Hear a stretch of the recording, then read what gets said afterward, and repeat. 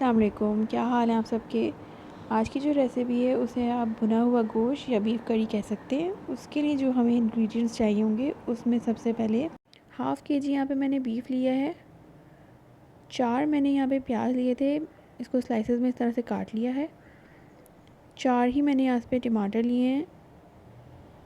लहसुन अदरक का पेस्ट 2 खाने के चमचे, 4 खाने के चमचे दही। पाउडर मसालों में सबसे पहले 1.5 चमचा मैंने लाल मिर्च ली, आधा चाय का चमचा हल्दी, आधी चाय का चमचा गरम मसाला, धनिया पाउडर 2 खाने के चमचे और हस्बे ज़रूरत नमक। यहाँ पे मैं गरम मसाले ऐड करूँगी जिसमें 2 तेज़पत्ता, लौंग 5 से 6 अदद, काली मिर्चें 1 टीस्पून, बड़ी इलायची, छोटी इलायची 4 और दालचीनी। ये थे इंग्रेडिएंट्स। चलते हैं रेसिपी की तरफ।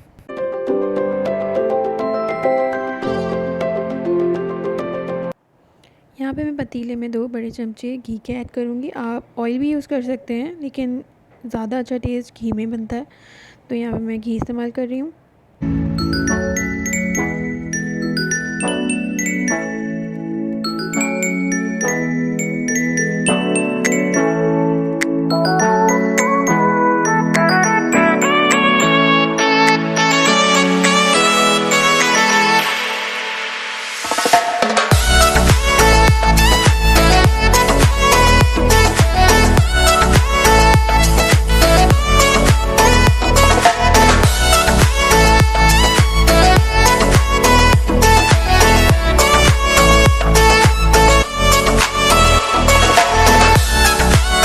यहाँ पे घी मेल्ट हो गया था तो मैंने यहाँ पे खड़े गरम मसाले ऐड किए।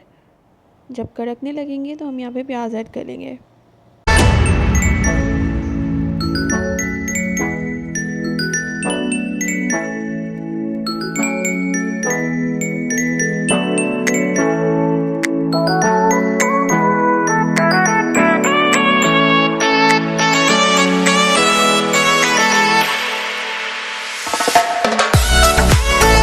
प्याज जब लाइट ब्राउन हो जाए तो इसमें गोश्त ऐड कर लेंगे।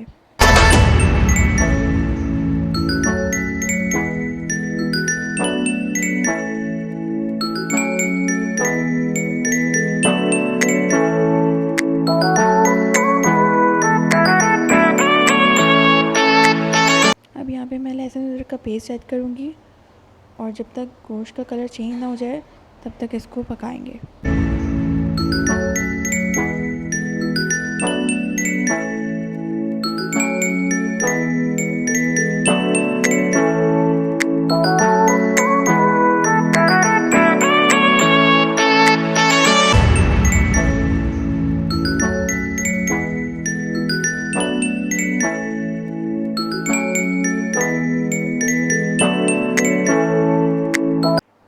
गोश्त का कलर चेंज होने पे मैंने यहाँ पे ऐड कर दिए थे टमाटर और साथ ही मैं अपने स्पाइसेस ऐड कर लूँगी।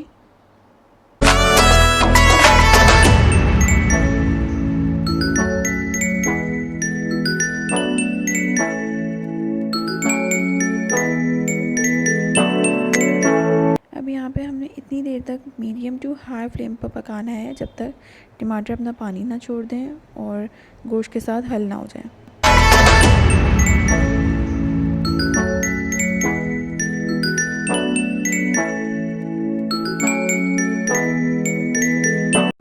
यहाँ टमाटर गल चुके थे तो मैंने 1 गिलास यहाँ पे पानी ऐड किया है।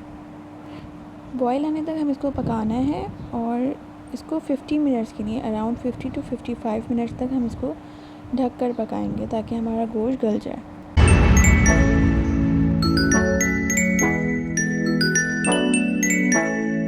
ट्वेंटी 25 मिनट्स के बाद मैंने इसको खोल के चेक किया था कि कहीं ये लग तो नहीं रहा पानी है कि नहीं है, और इतना पानी था इसमें। मैंने इसको लो टू मीडियम हीट पे दोबारा से ढक के पकने के लिए छोड़ दिया।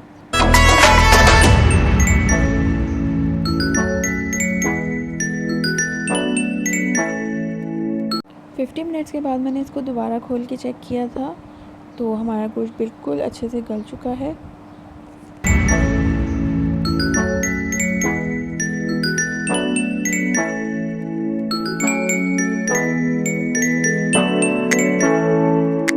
इस स्टेज में मैं यहाँ पे दही ऐड करूँगी।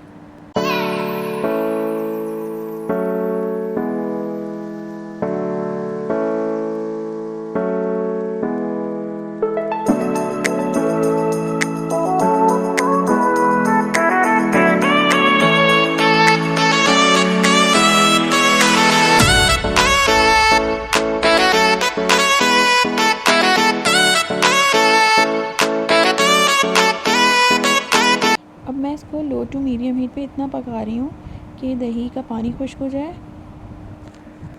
यहाँ पर दही का पानी सूख चुका था और बहुत ही प्यारी खुशबू आ रही थी और दिखने में भी अच्छा लग रहा है। तो मैंने यहाँ पे अब शोरबा बनाना था, तो इसमें मैंने आधा ग्लास जो है वो पानी ऐड किया है। पानी आप अपनी मर्ज़ी से इसमें ऐड कर लें जितना आपको शोरबा चाहिए, और शोरबा नहीं भी चाहिए हो तो आप इसको भुना सा भी बना सकते हैं, वो भी बहुत मज़े का लगता है। अब यहाँ पे मैं शोरबे को बॉईल होने तक पकाऊंगी ताकि पानी इसमें सही से मिल जाए। अब यहाँ पे सालन बिल्कुल रेडी हो चुका है, तो मैं इसमें हरा धनिया और हरी मिर्ची ऐड करूँगी और 5 मिनट के लिए इसको बिल्कुल लो फ्लेम पे ढक दूँगी ताकि हरी मिर्ची और हरा धनिया की अच्छी सी खुशबू इसमें आ जाए।